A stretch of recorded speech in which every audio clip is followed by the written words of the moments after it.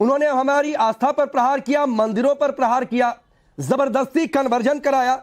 अब उन्हें सिलेबस से बाहर कर दिया गया, तो कुछ लोगों को दिक्कत क्यों रही? जी शुक्रिया। जय हिंद, वंदे मातरम।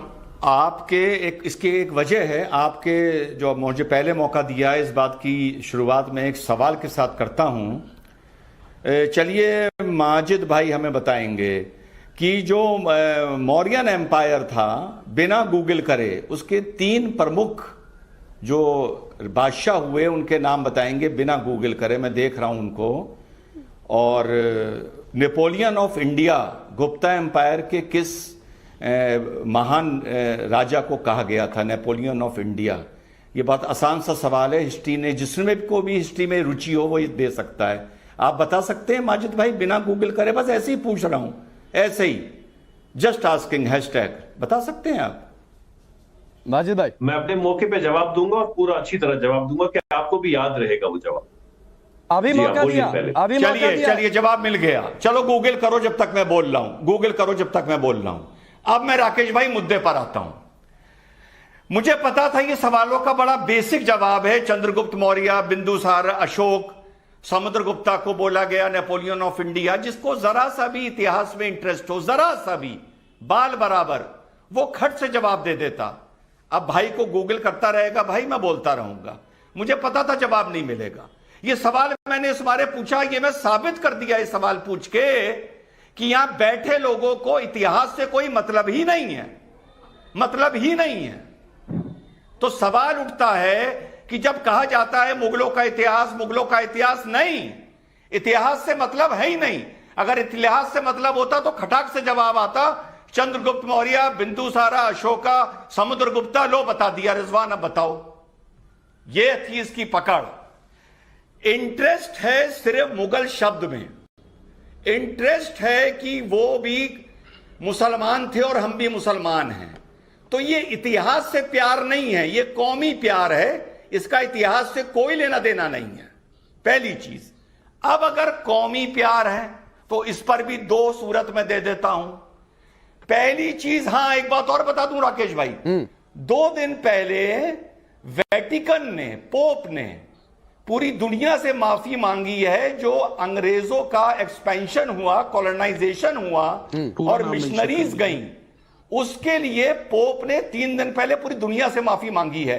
कहने का मतलब यह है कि नई नस्ल अपने पूर्वजों के अपराध के लिए माफी मांगती है और उनकी अच्छाई का बखान भी करती है। दोनों काम करती हैं।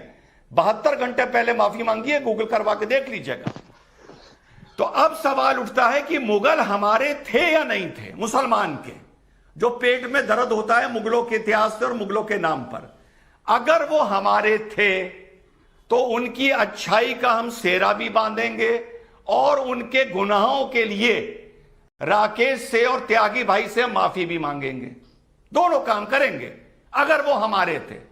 और अगर वो हमारे नहीं थे, जैसे चेरा हो गए, छोला हो गए, पांड्या हो गए, समुद्रगुप्त हो गए, जिनका तुम्हें नाम तक नहीं पता इतिहास की दुहाई देने वालों, तो उनका पाठ्यक्रम हमारी इतिहास में हो या ना हो, तुम्हें फर्क क्या पड़ रहा है? ठीक। या तो खुल के बोलो ये खेल मुसलमान का है, तुम्हारा इतिहास से कोई लेना देना नहीं है, या तो खुल के बोलो।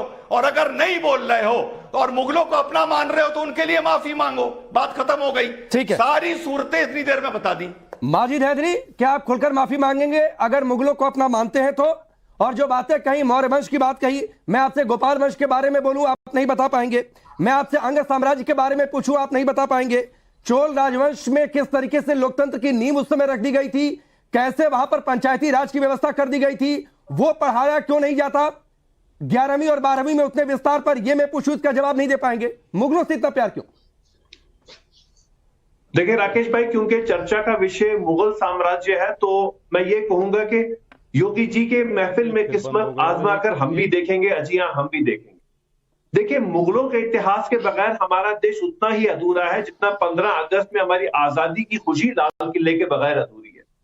मुगलों के इतिहास के बगैर हमारा देश उतना ही अधूरा है जितना ताजमहल के बगैर हमारा भारतवर्ष अधूरा है। और जब हम बात करते हैं यूपी की, तो मैं आपको भी याद दिलाता हूं और माननीय योगी जी को भी ये कह दूं कि इस मुगल साम्राज्य की 3 सबसे बड़ी चीजें, ताजमहल, आगरा फोर्ट और फतेहपुर सीकरी उसी यूपी में, और आज भी उस यूपी को खिलाते हैं मुगल। ओ भाई, 125 माजिद करोड़ हैदरी, रुपए माजिद हैदरी सुनो, माजिद हैदरी, अरे माजिद हैदरी सुनिए, माजिद हैदरी, अब सुनिए सर, मैं बहुत देर से आप जब से बोलना शुरू किए मैं कोशिश कर रहा था कि बीच में नहीं आऊंगा। माजिद हैदरी सुनिए ना, पहले एक बात मैं कह दूं फिर आप आगे बढ़िएगा।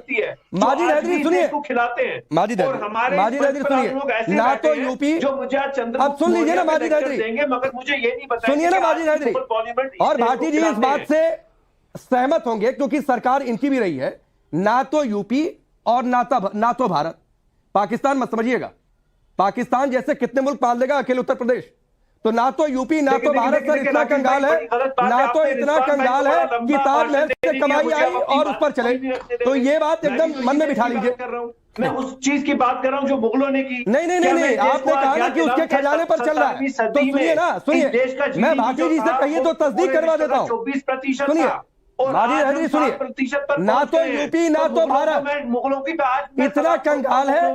पाकिस्तान मत समझिएगा कि ताजमहल से आई कमाई पर आजम जिन्हें कहते थे, ठीक है ना, वो यूपी चले और देश चले। देश जो था वो सोने की चिड़िया इससे था क्योंकि 24% पूरे विश्व का जीडीपी भारत देता। अच्छा, क्या बात आप कर रहे हैं, क्या क्या छुपाएंगे आप दुनिया से? नहीं, मैं बताऊं, और सुनिए, बनाया ताजमहल, मैं बताता हूं, सुन लीजिए माजिद हैदरी, और थोड़ी देर बाद रिजवान भाई इसका और कच्चा चिट्ठा खोल देंगे। किसने बनाई? बाबरनामा जिसका आप जिक्र करते हैं बार बार, अरे लाल किले के बगैर हमारी देश की आजादी अधूरी है, अर्थात मुगलों के बगैर हमारा देश अधूरा है। कोई यहाँ नमक खरानी होती है इस मंच पर आके। मैं आगे बढ़ता हूं, सुनिए।